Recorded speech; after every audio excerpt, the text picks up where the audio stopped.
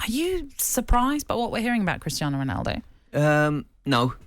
In all honesty, he is one of the unique talents of world football. He's one of the best 10 players that's ever played the game, ever.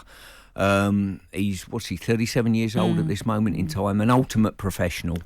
And there's a brand to him as well. And you've got to understand, they've got a new manager coming in, and if you put yourself in the manager's shoes as well, it might not suit the manager to have Cristiano at the football club. Maybe. I'm surmising here.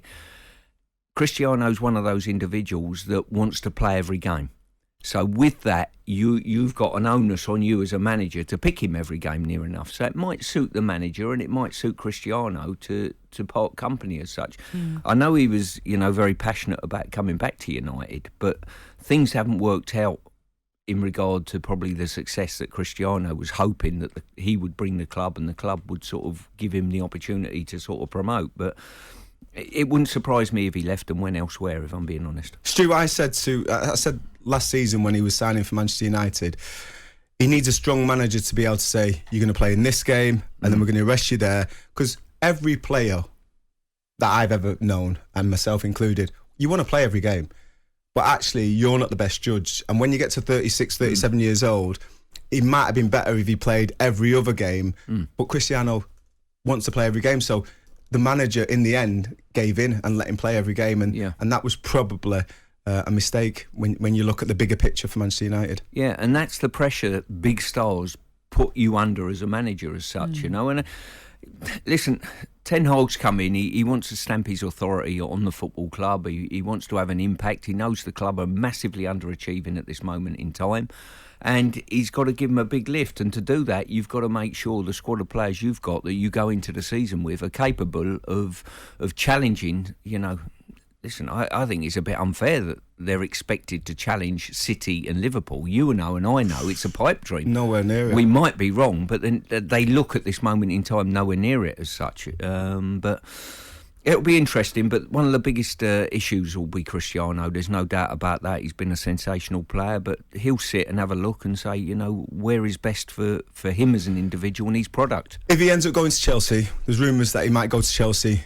Can Thomas Tuchel, is he a strong enough manager? Has he got good enough player skills where you discussion with players and that relationship? Will he be able to say, Cristiano, I want you to play some of the games but not all of the games? Is he strong enough? Well, I think you can have that conversation. Yes, he's strong enough, there's no doubt. I think all top managers in the Premier League have shown an example of sort of leadership. There's no doubt about that in varying degrees. But what I would say as well, he would offer this, I wouldn't call it a problem because he's such a good player, but he would offer you the same issues if he went to Chelsea as a manager. You'd be sort of almost beholden to play him as such. I can see him going somewhere. I could see him going to the States. I could see him going somewhere else if someone put a big financial package together, maybe to go to the MLS or somewhere like that. I don't know. Signing. I mean, it'd easily pay itself, wouldn't it, with the commercial value? Yeah. You mentioned there about Ten Hag, and as ever, whenever a new manager comes in, they want to bring their own ideas to that club, their own imprint. And I don't know if you've seen these 5 rules that he's supposedly implementing at Manchester United. Wanted to get your take on them. Ban on alcohol during game week is one of those. Personal chef have been banned. You have to use now the club chefs for all your food. He will drop any player who is late to training or team meetings without exception. There'll be body mass index checked every month, and also all player grievances must be run past him, and his United squad are not allowed to talk to agents or other sources when they are unhappy. These sorts of rules that he's brought in, are these sort of standard that you'd expect from most managers these days? Most of them are standard. I think, I've got to say, probably the disciplinarian managers that I've worked for don't really have a set of rules, if I'm being honest with you. It's just common sense, isn't it, expected, Trev? Some of that stuff, yeah. You know what I mean? Don't let your teammates down by being late. I think to make certain things, your job this day and age as a football manager encompasses so much. I always think that if you set 5 rules in place, that all of those must be run past him, and he's got to deal with every little issue and problem that those 5 rules throw up. Okay, so if someone comes to him and said, by the way, and bear in mind, you've got so many cultures in a dressing room now. So you're talking about, let's isolate one, the diet of the players. A lot of these players employ their own chefs away from football, and you can't police what goes on away from football. You think you can, you can't. They do it for the right reasons. They don't do it, cook me up a burger a day, will you, or whatever it may be. They do it for the right reasons, these players, and the different foods that they have culturally around the world is slightly different. I think by putting something in place like that individual rule, you've got to police it. And how do you police it? Yeah. It's the same way you move on to the one about being late. Being late's common sense.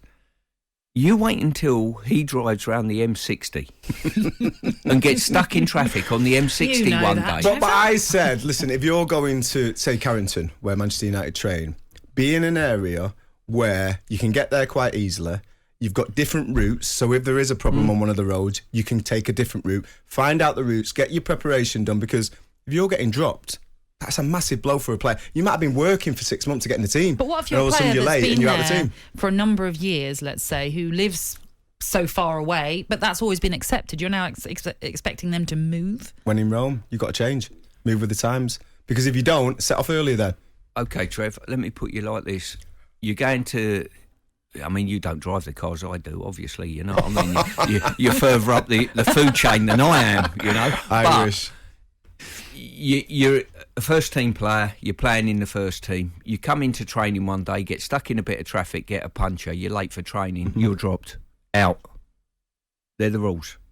Would you say, fine, they're the rules, what can I do about it? It's unpoliceable at times, Trev. Common sense has got to play a fair part. You're just asking for trouble as a manager. I think he was just trying to set standards. Which is fine. But they're not going to be in stone, because if you've got a player that he's been playing well, been training well, great attitude, and all of a sudden the scenario which Stuart just explained there happens, you're letting him down by dropping him. Because he's not meant to get a puncher. He's not meant to get stuck in this traffic. No. So he could be causing more problems for himself as a manager. The way you've read that to me, though, it's hard and fast. It says without exception. Which does seem a bit harsh if there are legitimate reasons. It's not the real world, is it? It's not the real world. I think there's so many problems. And the last one about any grievances must come through him. Make no mistake, at the football club, any grievances end up at the manager's desk anyway. He'll end up dealing with it. But he wants to deal with it prior to it going public. That's the problem. What, prior to it coming to him? But the manager has to deal with it. Eventually it arrives on his desk. In some ways then, is he sort of setting himself up for a fall sometimes by enforcing some of these rules that you think, they're a bit harsh, a bit too strict maybe? I think so, personally. I think you'll have enough problems. Alex Ferguson always says, don't go looking for problems, they'll find you eventually. And I'm not sure whether Alex had a big list of rules. I think he had a list of common sense between his ears that said, if you're going to be late continually and you're not going to do something about it, you're going to have a problem and leave this football club. If you've been distracted by commercial things at Manchester United, well, thank you very much. You're no good to me. I'm going to move you on, and so on and so forth, you know. But it'll be an interesting... Listen, the one thing he's got to do, give the club a big lift. And I always thought, whenever I went in to manage a club, you look and see what's gone before you. So if they've had a real disciplinarian in the club, sometimes you go in with a more softly approach, you know what I mean? Because they've had that before and it's not worked. He might look and say, things have become too loose now. And he'll be a bright man. He's been in the game, you know? So he's probably looked at that and heard some of the stories around the place and thought, hang on, I'm going to have to nip it in the bud straight away. talkSPORT Breakfast, waking you up Monday to Friday morning from 6 a.m. on AM, on DAB, via the talkSPORT app and on your smart speaker. talkSPORT.